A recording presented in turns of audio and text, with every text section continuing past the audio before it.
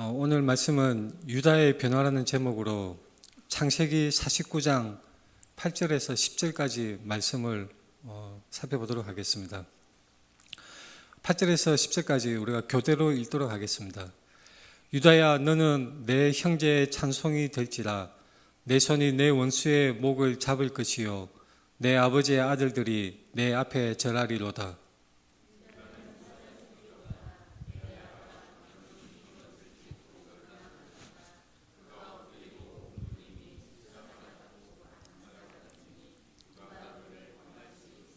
같이 읽겠습니다. 그가 유다를 떠나지 아니하며 통치자의 지팡이가 그 발 사이에서 떠나지 아니하기를 실로가 오시기까지 이르르니 그에게 모든 백성이 복종하리로다. 아멘. 우리 앞뒤 좌우 돌아보면서 서로 인사하겠습니다. 사랑합니다. 축복합니다. 사랑합니다. 축복합니다. 오늘 말씀은 창세기의 인물 유다를 통해서 그가 어떻게 변화하였나, 그의 인생 행로를 우리가 들여다보고 오늘날 우리에게 어떤 교훈을 주시는지, 우리의 삶에 어떻게 이 말씀을 적용할 수 있을 것인지 생각해보는 시간을 갖도록 하겠습니다. 보통 매년 1월이 되면 헬스장이나 수영장에 사람들이 엄청나게 몰려든다고 합니다. 새해의 결심으로 이번 새해에는 내가 운동을 해야지, 그런 마음으로 결심을 하고 새롭게 헬스장이나 수영장에 등록을 해서 운동을 하려고 하는 사람이 많은 것입니다. 하지만 그 결심은 오래 못 가서 다음 해가 되면 1월에 어김없이 또 등록하는 사람이 그렇게 적지 않은 것입니다. 우리는 창세기를 성경에서 가장 많이 읽어왔습니다. 저뿐만 그런지도 모르겠지만 우리가 성경 통독 결심을 하고 내가 성경을 처음부터 끝까지 읽어야겠다 결심을 하고서는 창세기부터 시작을 하죠. 그래서 창세기부터 쭉 읽다가 레위기에 가서는 이제 막혀서 다시 흐지부지 되고, 그리고 좀 있다가 새해가 되면 또 내가 성경을 읽어야겠다 생각하고 또 창세기부터 읽기 시작하는 것입니다. 그래서 창세기는 성경 66권 중에 우리가 굉장히 많이 읽는 성경책 중에 하나라고 할 수가 있습니다. 근데 사실 창세기는 우리가 많이 읽고 친숙한 이야기지만 이 창세기는 여러 주제가 복합적으로 나와 있습니다. 굉장히 다층적으로 복합적인 주제가 나와 있고, 그리고 이것을 바르게 해석하고 이해하기에는 아주 어렵고 까다로운 난해한 성경 중에 한 권이라고 할 수가 있습니다. 오늘 본문 말씀은 유다의 변화라는 제목으로 유다의 축복 내용이 나와 있는데, 유다의 이야기는 38장에 나와 있습니다. 이 창세기 전체를 봤을 때 중후반부 주제는 아브라함이 받은 언약이 어떻게 이루어지는가, 그런 주제라고 할 수가 있는데, 유다의 이야기는 그 속에 단편적으로 딱 들어가 있는 그런 구조로 되어 있습니다. 아브라함이 받은 언약이 어떤 언약입니까? 아브라함이 받은 언약은 창세기 12장에 나와 있고 그 뒤에도 반복되어져 있습니다. 내가 너로 큰 민족을 이루고 내게 복을 주어 내 이름을 창대하게 하리니 너는 복이 될지라. 너를 축복하는 자에게는 내가 복을 내리고 너를 저주하는 자에게는 내가 저주하리니 땅의 모든 족속이 너로 말미암아 복을 얻을 것이라 하신지라. 아브라함이 받은 언약은 창대하게 되고 많은 민족의 복이 된다고 그렇게 말씀하고 있는 것입니다. 아브라함의 자손들이 밤하늘의 별과 같이 많아질 것이라고, 그런 축복의 언약을 하나님이 들려주시는 것이 있습니다. 그래서 아브라함의 후손이 이제 어떻게 번성하였는지 그런 이야기들이 창세기에 쭉 나오는데, 야곱의 아들들은 12명이 있죠.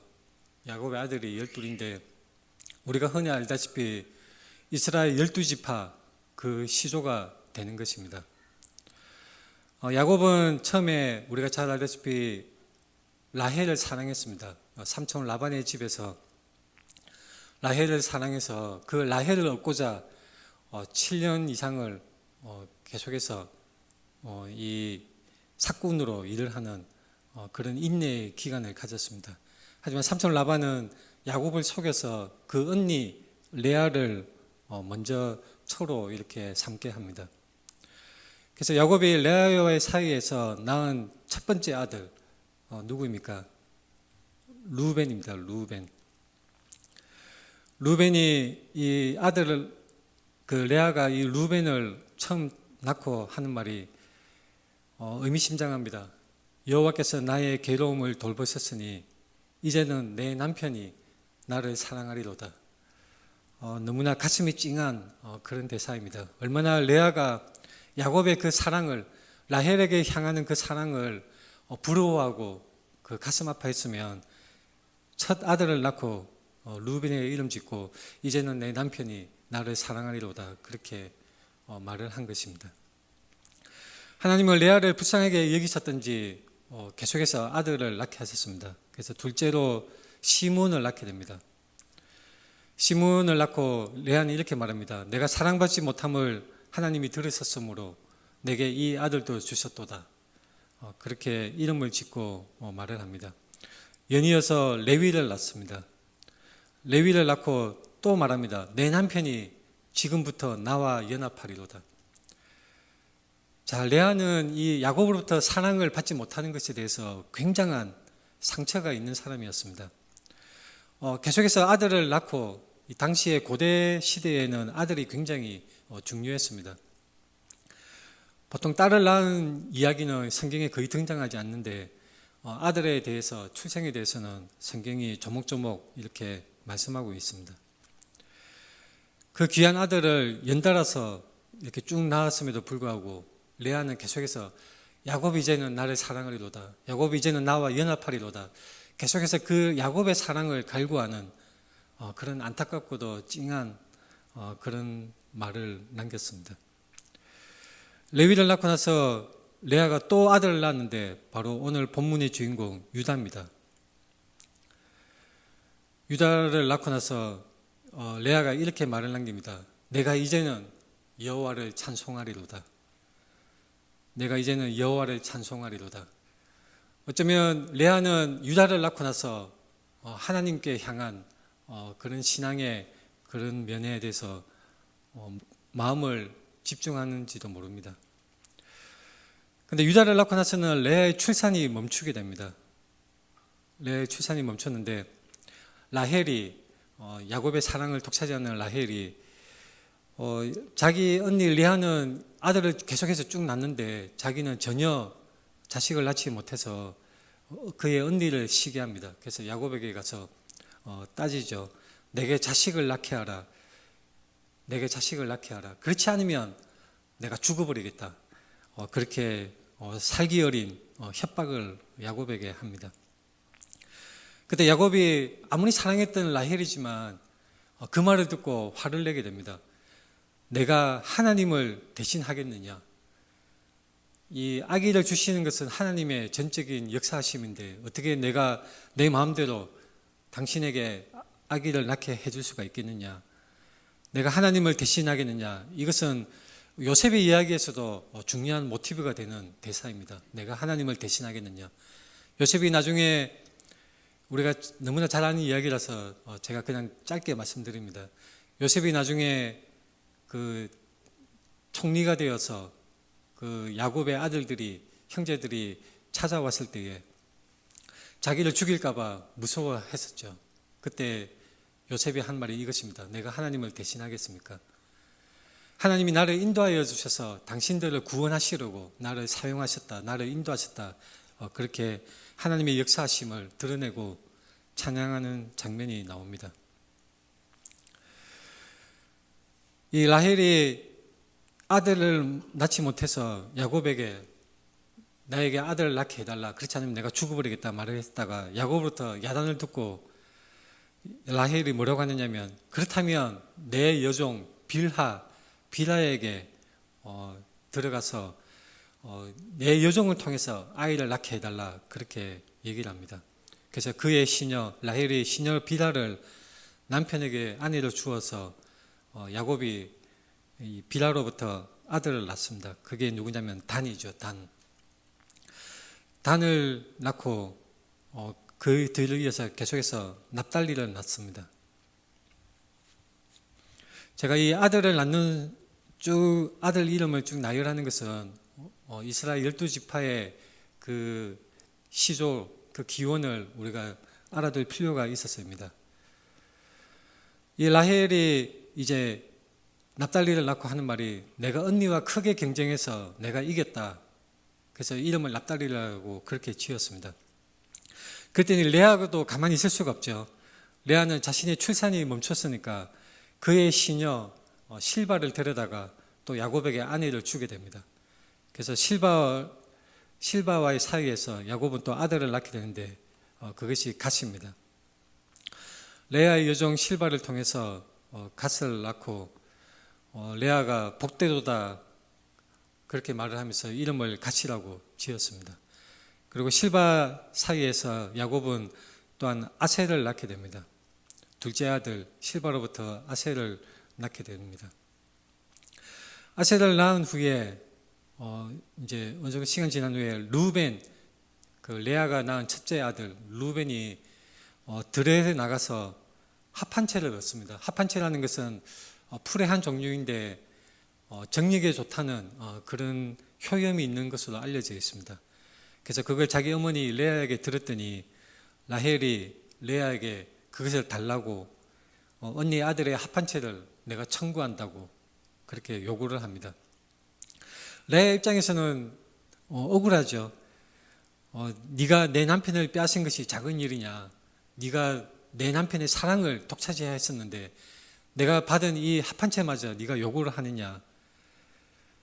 그때 라헬이 그러면 언니의 아들의 합한채 대신에 오늘 밤에 남편이 언니와 동침하리라 그렇게 얘기를 해서 그때 이제 야곱이 낳은 아들이 이사가입니다. 레아의 소원을 듣고 하나님께서 허락하셔서 다섯째 아들을 야곱에게 주신 것입니다. 그 뒤를 이어서 레아는 또 스불론을 낳습니다. 스불론을 낳고 하나님께서 내게 후한 선물을 주셨다. 그래서 스불론이라고 이름을 지었습니다. 레아는 계속해서 이제 딸 디나를 낳게 됩니다. 딸 디나를 낳고 라헬이 또한 하나님의 은총을 입어서 그의 소원을 들어주셔서 라헬이 요셉을 낳게 하셨습니다.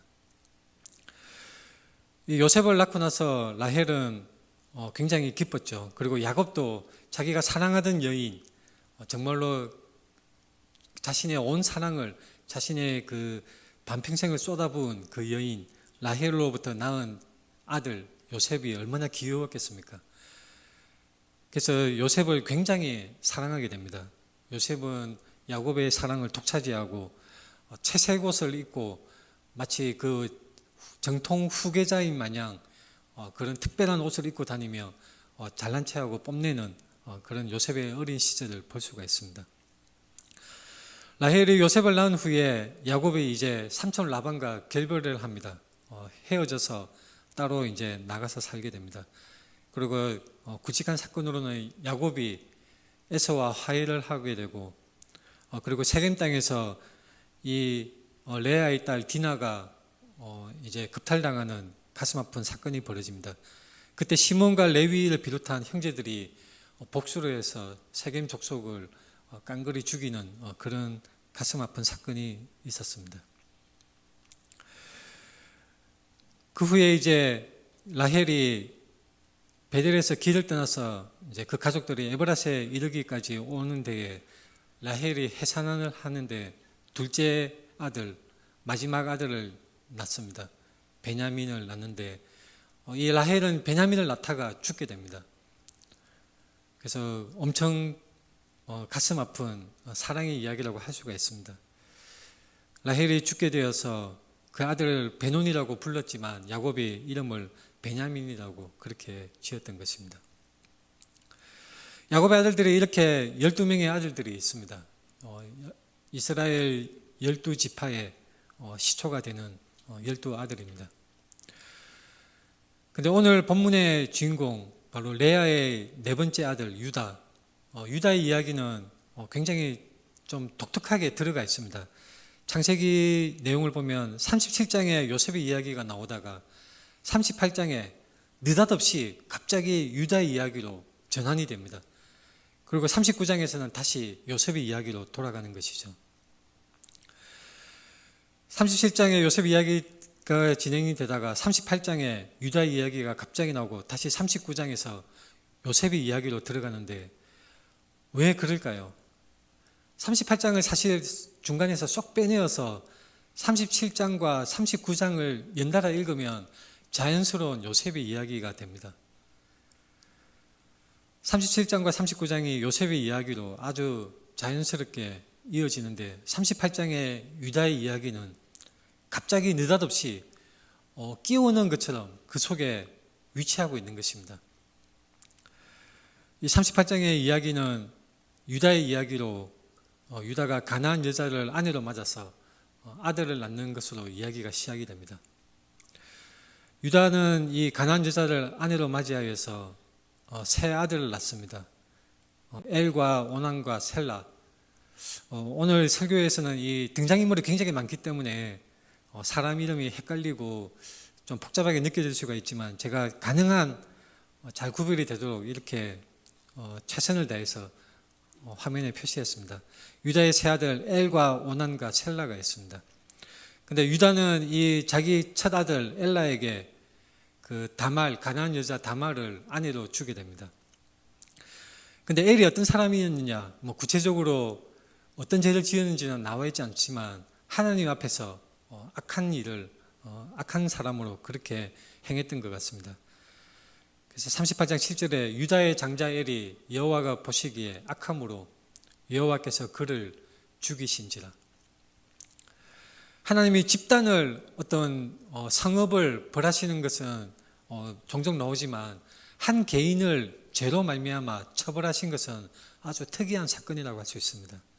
엘이 어떤 죄를 지었는지는 모르겠지만 하나님이 보시기에 악함으로 그를 죽이셨습니다. 사실은 하나님은 언제든지 심판을 행하실 수가 있죠. 심지어는 우리가 지금 살고 있는 이 시대에도 하나님이 원하신다면 우리를 긍휼히 여기셔서 심판을 유보하시는 것을 철회하고 언제든지 우리의 생명을 취하실 수 있는 그런 주권을 가지신 하나님이십니다. 엘이 살다가 하나님 보시기에 악하게 살았을 때 하나님께서 그를 죽이시고 생명을 취하셨습니다. 다말이 엘의 그 부인이었는데 자식이 없었습니다. 당시 이스라엘 민족에게는 예수님 시대까지 어떤 풍습이 있었냐면 계대 결혼이라는 풍습이 있었습니다. 뭐냐면 형이 그 아내와 살다가 자식이 없이 죽었을 때 그 아우 동생이 그 형수를 아내로 맞이하여서 후대를 잇게 하는 그런 계대 결혼의 풍습이 있었습니다. 레위기에서도 율법으로 말씀이 되어졌고 당시 창세기에서도 그런 풍습이 있었던 것입니다. 그래서 유다는 엘의 그 와이프, 엘의 아내 다말을 오난에게 이제 주어서 오난으로 하여금 다말에게 후사를 잇게 합니다. 유다가 오난에게 이르되 내 형수에게로 들어가서 남편의 아우된 본분을 행하여 내 형을 위하여 씨가 있게 하라. 근데 이 자식을 다말이 오난과의 사이에서 낳으면 그 유산과 재산이 상당수가 다말에게 넘어가게 되는 것이죠. 오난은 그게 정말 싫었던 모양입니다. 이 이익을 탐하고 자신의 몫이 줄어드는 것에 대해서 굉장히 싫었기 때문에 다말이 아기를 낳게 하는 것을 거부를 합니다. 그래서 얍사박에도 땅에 설정을 했습니다. 체외 사정을 한 것이죠. 다말에게 아기를 낳지 못하도록 땅에다가 설정을 한 것입니다. 이것은 하나님 보시기에 매우 악한 것이었고 이 아브라함의 언약에 따라서 자손이 번창해야 되는데 그 후손을 잇는 것을 이 오난이 악한 의도로 자신의 욕심을 따라서 그것을 막아섰기 때문에 하나님께서 또한 그도 죽이셨습니다. 오난을 죽이셨던 것입니다. 자, 그러면 이제 계대 풍습에 따르면 다말은 어떻게 돼야 됩니까? 바로 세 번째 아들 셀라와의 사이에서 아들을 얻어야 되는 것이죠. 근데 유다는 겁이 났습니다. 내 두 아들 엘과 오난이 이 다말과 살면서 그냥 다 죽어버리니까 이 다말이 너무나 밉게 되었던 것입니다.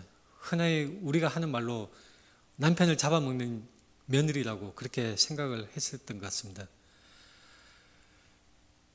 그래서 유다는 자기 며느리 다말에게 뭐라고 했냐면 수절하고 네 아버지 집에 가라. 그러니까 약혼 상태에서 셀라와 약혼한 상태에서 셀라가 장성하면 그와의 사이에서 아들을 얻도록 해라. 그동안에는 장성하기를 기다리면서 내 집에 있지 말고 네 친정으로 돌아가라. 그렇게 말을 한 것입니다. 유다의 그 의도는 이 38장 11절에 분명히 나옵니다. 셀라도 그 형들같이 죽을까 염려합니다. 자기의 두 아들 엘과 오난이 죽어버렸으므로 이제 셀라까지 혹시나 죽을까 싶어서 다말과 맺어줘야 됨에도 불구하고 어리다는 이유를 들어서 친정으로 돌려보내버린 것입니다. 다말의 입장에서는 굉장히 억울한 것이죠. 다말이 죽인 것도 아니고 그저 어떻게 보면 기구한 그런 삶의 이런 현실 앞에서 그 시아버지의 말에 그냥 순종할 수밖에 없는 그런 상황이었습니다. 사실 유다는 아마도 이 다말에게 셀라를 주고 싶은 생각이 없었던 것 같습니다. 그래서 그냥 차일피일 그냥 미루게 하고 그냥 친정으로 돌아가 버리라고 그렇게 말을 한 것이죠. 만약에 셀라와 진정 맺어주고 싶었다면 자신이 데리고 있었을 것입니다. 다말은 이때 어떻게 합니까? 다말의 이 38장 이야기에서 유다를 이제 속임수로 유다와의 사이에서 아기를 낳고자 하는 것입니다. 사실 이 이야기는 굉장히 우리에게 난해합니다. 해석하기가 굉장히 어렵습니다. 브루스 월트키라는 그 저명한 구약학자가 있습니다. 구약신학자인데 NIV 성경을 번역하는 데 참여한 구약의 정통 신학자에 있습니다.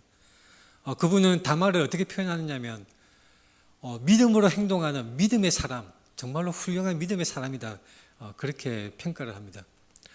반면에 아더 핑크라는 신학자는 아주 추잡한 여인, 추잡한 이야기다. 그렇게 극과 극으로 다른 평가를 하는 것을 볼 수가 있습니다. 신학자에 따라서 이 다말에 대한 평가가 완전히 극과 극으로 달라지는 것입니다. 어떤 사람은 다말이 정말 훌륭한 믿음의 행동을 한 사람이다. 어떤 신학자는 아니다. 다말은 그저 시아버지를 유혹해서 창녀로 변장해서 그 씨를 잇고자 수단 방법을 가리지 않은 파렴치한 사람이다. 여러분들은 어떻게 생각하십니까? 마치 그 아침 불륜 드라마처럼 막장 스토리가 나타나는 것 같은 그런 이야기가 바로 38장의 이야기인데 여러분들은 다말을 어떻게 판단을 하십니까? 일단 다말에 대한 평가는 유보하고 일단 나타나 있는 팩트만 우리가 한번 생각해 보도록 하겠습니다. 이 유다의 아내가 죽은 다음에 유다가 이제 양털 깎는 그 일을 합니다.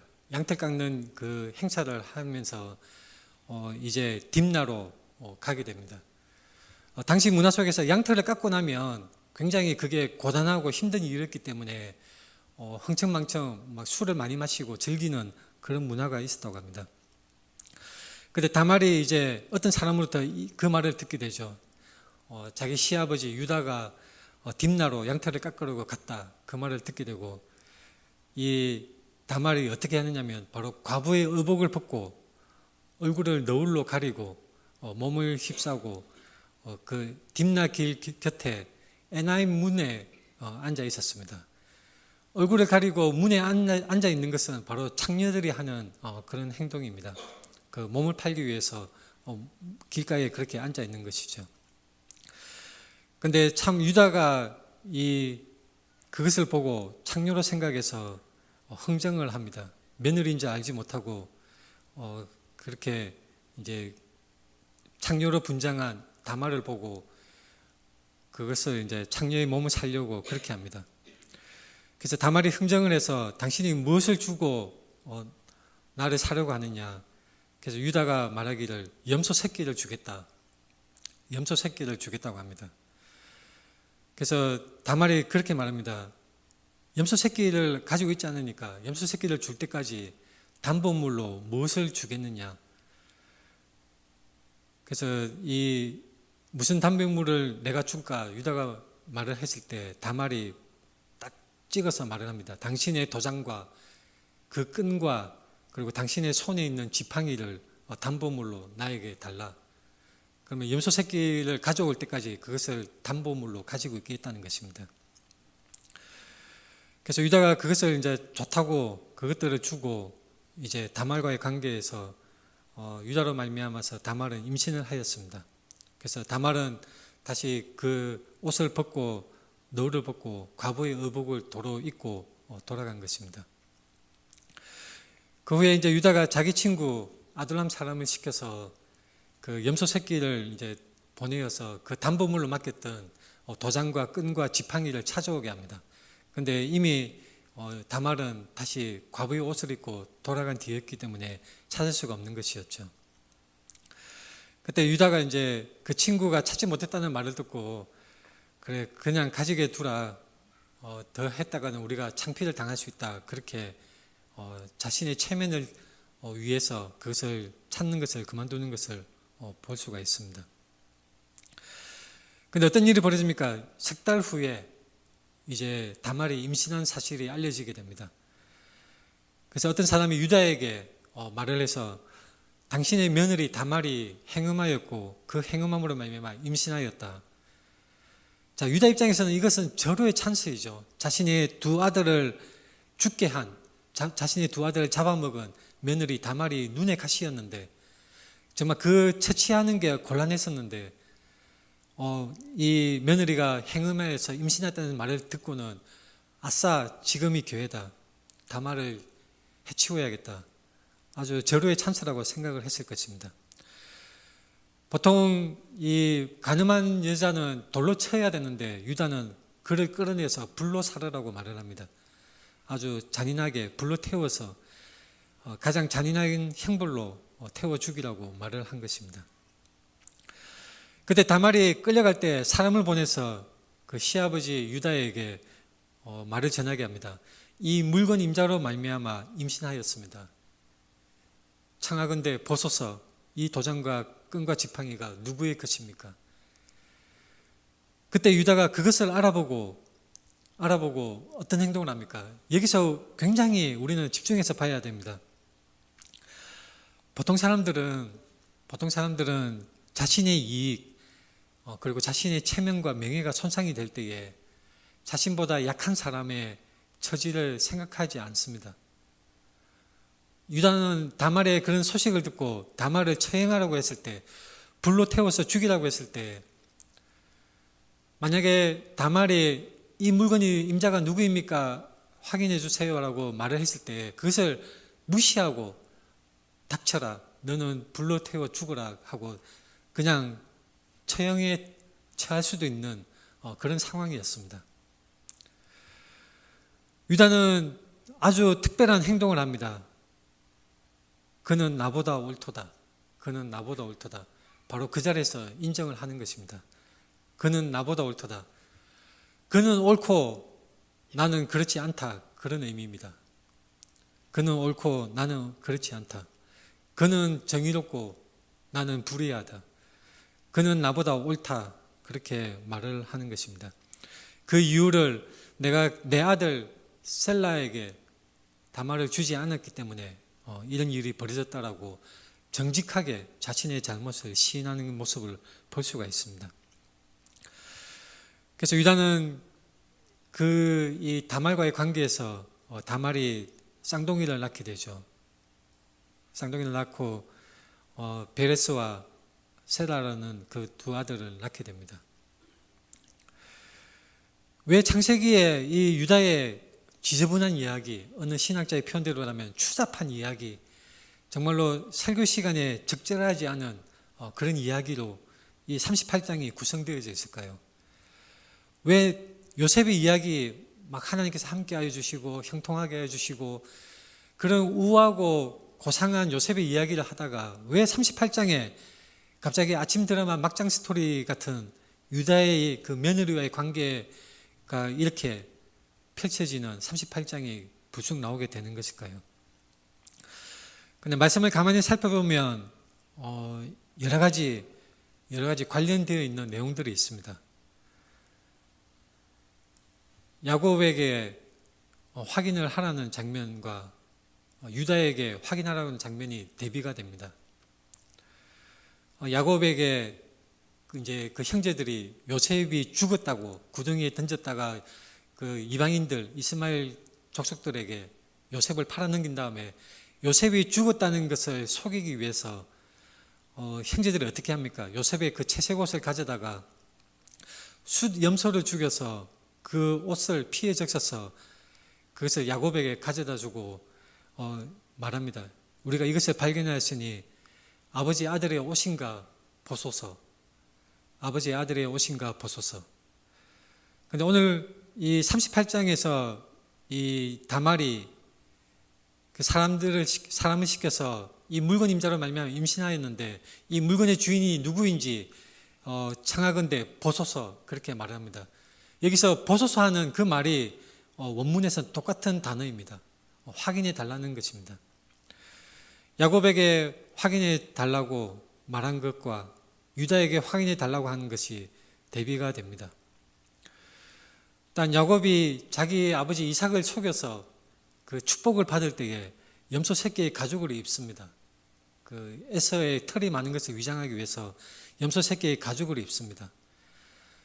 또한 다말은 비슷하게도 유다를 속일 때에 그 창녀로 속일 때에 그 몸파는 대가로 염소 새끼를 대가로 준다고 말하는 장면이 나옵니다. 염소 새끼가 공통적으로 이렇게 나오는 것이죠. 그래서 속이는데 염소가 공통으로 사용되는 것을 볼 수가 있습니다. 형제들이 요셉의 죽음을 가장하기 위해서 순염소의 피를 이렇게 위장을 했고 유다는 다말에게 염소 새끼를 주겠다고 하고 염소가 공통적으로 속이는 장면에 들어가 있습니다. 유다와 요셉을 비교하면 어떨까요? 유다는 창녀를 취하는 성적으로 몹시 타락한 그런 죄의 모습을 보여주고 있습니다. 성적인 부도덕함을 보여주고 있습니다. 반면에 요셉은 보디발의 아내가 유혹할 때에 그것을 완강히 뿌리치고 거절하는 탁월한 성적인 도덕성을 보여주고 있습니다. 유다의 성적인 타락과 요셉의 성적인 고결함이 대비되어서 말씀되고 있는 것을 우리가 관찰할 수 있습니다. 유다는 또한 가해자입니다. 다말에게 있어서 가해자입니다. 그러나 요셉은 피해자이죠. 억울한 누명을 쓰고 옥에 갇혀서 당하는 그런 피해자입니다. 유다의 집안에는 하나님의 심판이 있었습니다. 그 세 아들 중에 두 아들이 하나님의 심판을 받아서 죽게 되는 그런 심판을 받았습니다. 하지만 요셉은 하나님이 복 주시고 함께 하시는 하나님의 복을 받은 사람으로 대비가 되고 있습니다. 유다는 이 다말이 고발을 하는데 진실한 고발을 하죠. 하지만 요셉은 보디발의 아내가 거짓된 고발을 하는 것을 볼 수가 있습니다. 이 스토리의 진행이 아주 절묘하게 대비가 되어서 요셉과 유다, 야곱과 유다 대비되어서 계속 반복되는 것을 우리가 관찰할 수가 있는 것입니다. 유다는 자신의 죄를 자백했습니다. 요셉은 자신이 죄를 짓는 것을 거부를 했던 것이죠. 사실 유다의 성품을 본다면 다말이의 그 진짜 아슬아슬한 그 순간에 이 유다가 자신의 죄를, 자신의 잘못을 인정한 것은 정말로 특이하고 놀라운 사건인 것입니다. 유다는 어떤 사람이었습니까? 원래는 계산적이고 이익을 중시하는 사람이었습니다. 동생 요셉을 이 구덩이에 던졌다가 어떻게 할까 생각할 때 유다가 자기 형제에게 뭐라고 하냐면, 우리가 동생을 죽이고 그 피를 덮어둔들 무슨 유익이 있겠느냐, 우리를 그를 이스마엘 사람들에게 팔아버리자, 돈을 받고 팔아버리자, 우리가 그에게 손을 대지 말자, 그는 우리 혈육이니까 손을 대지 말고 그냥 돈을 받고 팔면 금전적인 이익이 있지 않겠느냐. 유다가 그렇게 이익에 대해서 따지는 그런 모습이 있습니다. 굉장히 계산적이고 이익을 중시하는 그런 사람이었던 것입니다. 요셉을 팔면 이익이다라고 하는 그 유다의 마음속에는 동생에 대한 사랑하는 마음이 없었습니다. 그저 금전적으로 손익을 따지는 그런 마음뿐이었던 것입니다. 사실 그런 모습이 지금도 우리 주민에서 많이 볼 수가 있죠. 얼마 전에 제주항공 추락 사고가 일어났을 때에 그때 기사에 어떤 내용이 있었냐면, 보상금이 얼마인가, 얼마나 보상을 받는가. 그뿐만이 아닙니다. 세월호 참사, 이태원 참사가 일어났을 때 그 유가족들의 그 가슴 아픈 그 슬픔의 마음에 대목을 박는 사람들의 이야기가 있었습니다. 보상금은 얼마 받지? 가족이 죽었는데, 가족이 사고로 죽었는데 같이 울어주고 슬퍼하기는커녕 보상금이 얼마일까? 그런데 관심을 가지는 사람들, 바로 이 계산적이고 이익을 따지는 유다의 성품과 똑같은 사람들입니다. 사람들이 그런 것에 관심을 가진다는 것은 자신의 가족이 죽고 사고를 당했는데 금전적으로 얼마나 돈을 받을까, 그것에 계산에 관심이 간다는 것입니다. 이게 인간입니까? 정말로 세상은 악합니다. 사람이 죽고 사람이 다치고 하는데 보상금을 따지는 것이 사람이 할 짓입니까? 유다도 자신의 동생을 그 이방인들에게 파는 데 있어서 그저 돈을 따지는 그런 성품이었습니다.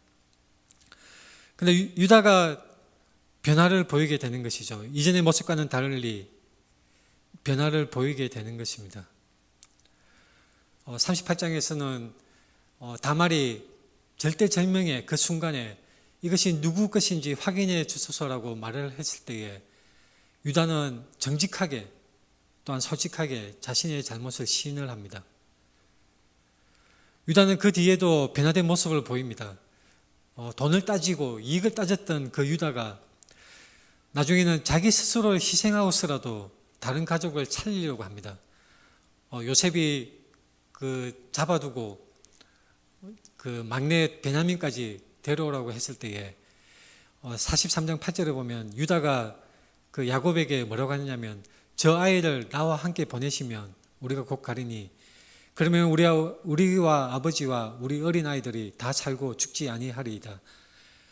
유다가 자신을 몸을 내놓아서 자신의 형제를 살리고자 하는 그런 모습을 43장에서는 변화된 모습을 보여주는 것입니다. 내가 그를 위하여 담보가 되어오리니 아버지께서는 내 손에서 그를 찾으소서. 그 요셉의 애굽의 총리로 있을 때에 바로 유다가 내가 그를 위하여서 담보가 되겠다고 하는 것입니다. 38장에서는 다말에게 담보물로 자신의 지팡이와 도장을 맡겼던 이 유다가 자신의 형제를 구하기 위해서 자신의 몸을 담보로 내놓는 그런 변화된 모습을 보여주는 것이 43장에 나와 있습니다. 유다의 이 변화는 어디서부터 시작되었을까요? 바로 그의 잘못을 시인하고 인정한 것에서 시작되었던 것입니다.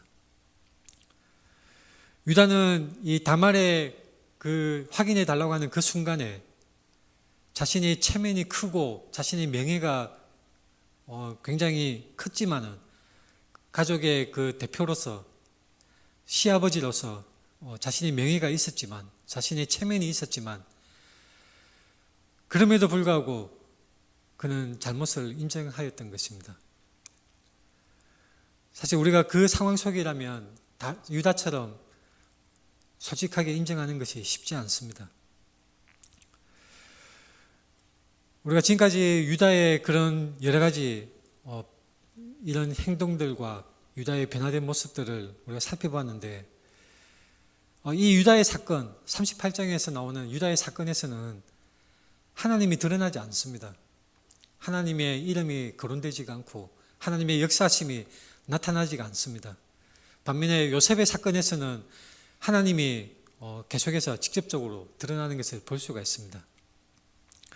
자, 여기서 우리는 중요한 한 가지, 신앙의 한 가지 원리를 알 수가 있습니다. 유다의 사건에도 여전히 하나님은 배후에서 역사하고 그 아브라함의 언약을 지키시기 위해서 여전히 하나님께서는 일하신 것을 우리는 전체적인 이 전후 스토리를 통해서 알 수가 있습니다. 비록 38장에서는 하나님의 역사하심, 하나님의 이름이 드러나지 않지만 배후에서 일하시는 하나님이신 것을 우리는 알 수가 있는 것입니다. 요셉의 사건에서는 하나님이 직접적으로 드러납니다. 하나님이 형통케 하시고 하나님이 함께 하심을 우리는 요셉의 사건에서 알 수가 있습니다. 우리가 알 수 있는 한 가지 원리는 이것입니다. 하나님의 뜻대로 순종하는 사람의 삶을 통해서는 하나님의 이름, 하나님의 영광이 드러납니다. 죄악이 가득 찬 죄악의 삶 속에서는 하나님의 이름이 드러나지 않고 하나님의 심판이 있습니다. 그러나 어떤 경우에도 하나님 뜻대로 순종하는 사람의 삶을 통해서나 또는 죄를 지었고 더러운 그런 죄악의 사람들의 그런 잘못된 사람들의 하나님의 심판이 임할지라도 어떤 경우에라도 하나님의 뜻과 작정은 그 무엇도 막을 수 없고 하나님의 역사심은 반드시 이루어지고 그분의 뜻은 반드시 성취된다는 것입니다. 하나님은 반드시 그분의 언약을 이루어 주시고 반드시 그분의 뜻을 이루시는 분이십니다. 유다는 며느리 다말에게 셋째 아들을 주지 않으려고 그렇게 차일피일 미루고 악한 행위를 하였습니다. 다말은 속임수를 통해서라도 우리가 보기에는 경악할 만한 그런 아주 처참한 막장 그런 스토리로 할 수 있는 그런 속임수를 통해서라도 다말은 후손을 얻고자 하였습니다. 이런 인간 군상들의 모습 속에서도 하나님은 배후에서 역사하셔서 메시아 예수 그리스도의 계보가 그 혈통이 이어지도록 하나님께서는 역사하시는 것을 볼 수가 있습니다. 하나님의 역사하심은 하나님의 뜻하신 것은 그 무엇도 막을 수가 없습니다. 예수님을 반대했던 대제사장들과 장로들과 서기관들은 예수님을 반대해서 예수님을 해치려고 하였지만 결국 그들의 모든 악한 의도는 결국 예수 그리스도의 십자가 대속에 오히려 그것을 이루게 하는데 그 과정에 사용이 되었던 것입니다. 본도 빌라도가 그 악한 행위로 예수 그리스도의 그 무죄함을 덮어두고 죽게 내버려 두었지만 그들 나름대로의 악한 계획, 그들 나름대로의 악한 그 행동들이 결국은 다 모두 다 하나님의 그 역사하심, 하나님의 구속사에게 바로 영원한 인류의 유일한 구원의 길 예수 그리스도 십자가 대속의 역사가 일어나는데 사용된 것을 볼 수가 있습니다. 그뿐만이 아닙니다. 아수르 제국이 그들 나름대로의 탐욕과 욕심으로 이스라엘 백성들을 해치고자 했을 때 이스라엘 백성을 침공하고 괴롭히고 하였지만 하나님은 그들을 사용하셔서 이스라엘 백성들의 죄악을 징계하시는 심판의 몽둥이로 사용하신 것을 우리는 구약에서도 관찰할 수가 있습니다. 우리가 어떤 교훈을 얻을 수 있습니까? 우리가 살아갈 때에 세상의 여러 가지 사건들을 볼 수가 있고 우리가 겪을 수가 있습니다. 때로는 우리가 혼란스럽습니다. 이 처참한 우리의 인생길에 하나님이 역사하시는가, 하나님의 뜻은 이루어질 것인가, 우리가 때로는 혼동하고 혼란스럽게 생각할 수도 있습니다. 마치 하나님이 보이지 않는 하나님이 역사하시지 않는 것처럼 하나님께서 보지 않으시는 것처럼 그렇게 느껴질지라도 하나님은 결국은 그분의 뜻을 이루어 주시고 그분의 말씀은 반드시 성취된다는 것을 우리는 오늘 유다의 경우에서도 관찰할 수가 있는 것입니다. 세상에는 그런 사람들이 있습니다. 끔찍한 사건이나 더러운 죄악들의 그런 사건들을 보면서 하나님을 원망하는 사람들이 있죠. 하나님이 살아계시다면 어떻게 세상에 이런 일이 있을 수 있겠는가?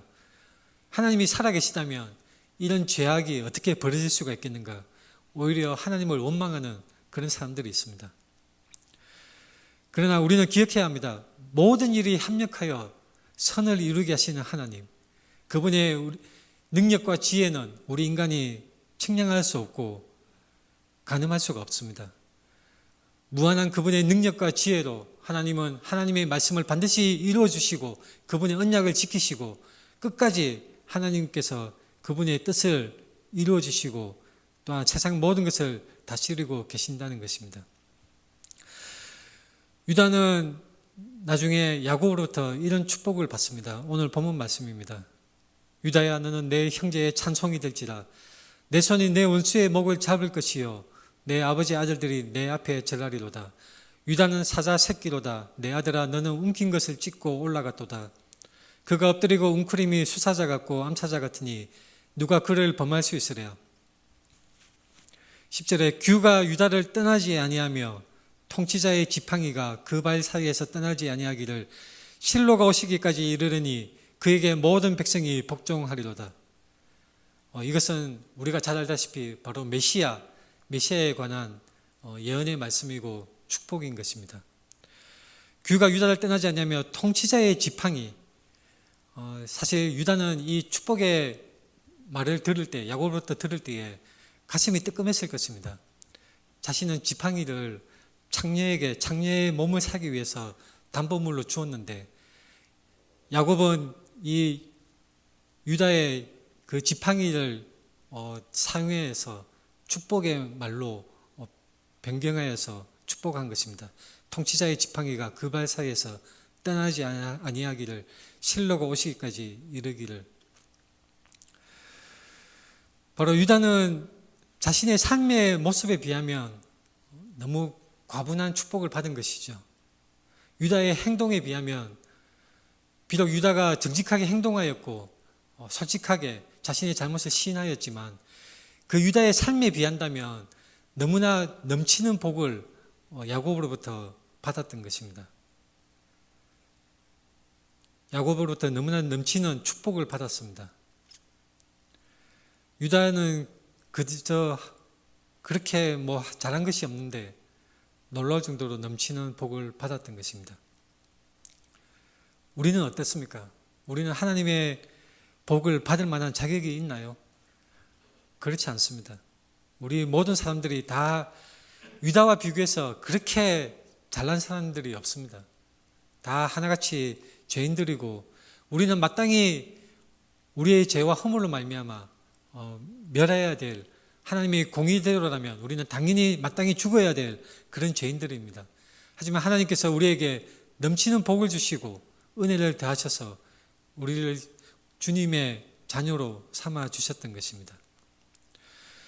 유다가 이 들은 축복의 이 말씀으로 인해서 그 후손들이 쭉 이어지는데 바로 마태복음 첫 부분에 이렇게 나옵니다.